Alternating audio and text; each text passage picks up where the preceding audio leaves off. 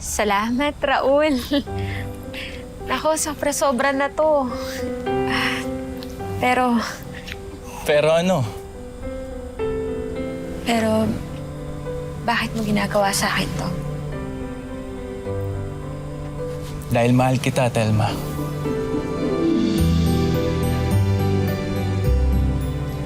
Kahit na ganito yung tsura ko,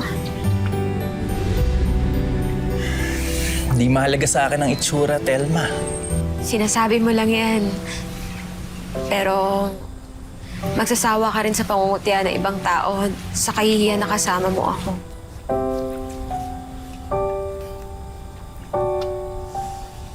Magpakasal tayo.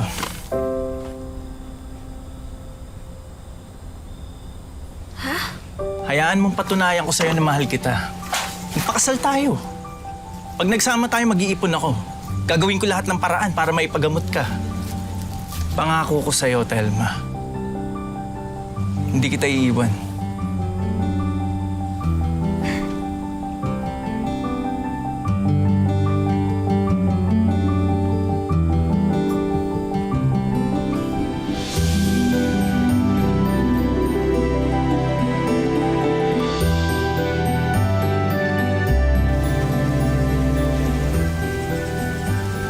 Nagpakasal na nga sina Raul at Thelma at binayayaan sila ng anak.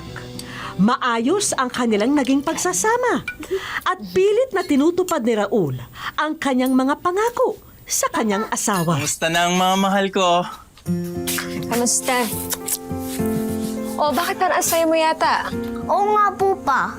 Tumama po ba kayo sa loto? Talaga. Hindi. May nasungkit kasi akong malaking project. Ay, 1 buwan ko na tinatarget. Malaking bahay yun. Sigurado malaki kikitain natin. Talaga? Ayos yun ah. Elma, ito yung sinasabi ko sa iyo noon. Na kapag kumita tayo na malaki, mapagagamot na kita. Hindi ko kinakalimutan ng pangako ko sa iyo, mahal. Mahal, maraming salamat ha. Group hug na yan!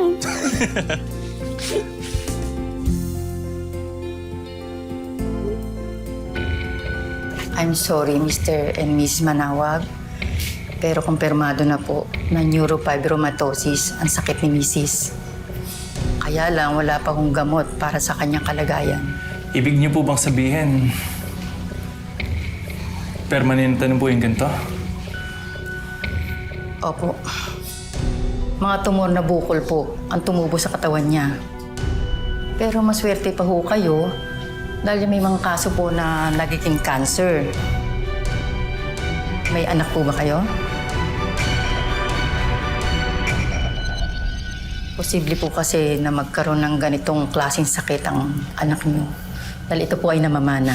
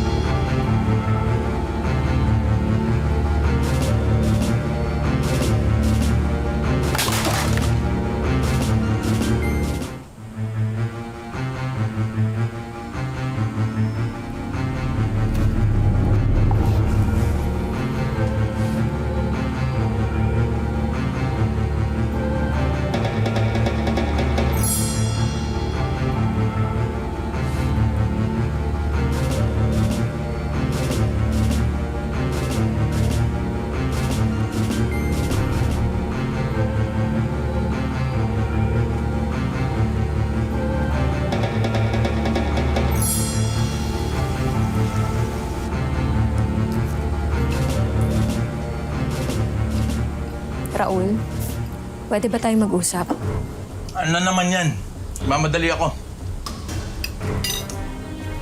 Raul, napansin ko kasi na simula nung nalaman mo na wala ng lunas tong sakit ko, nagbago ka. Nagre-reklamo ka? Ganon? Ha? Nagre-reklamo ka na? Tanda mo, pinatulang kita dati. Kahit ganyan ang itsura mo. Tapos ngayon may gana ka magreklamo. Buiset, makalis na nga. Saan ka pupunta kay Barbie? Ano ka mo? Kay Barbie. Akala mo ba hindi ko alam?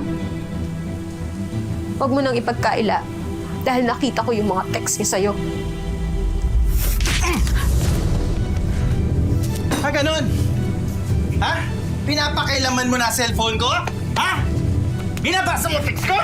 Ha? Eto ba gusto mo? Ha? Iyon na ang mga text ko. Ha? Kainin mo ang cellphone ko! Kainin mo! Ha?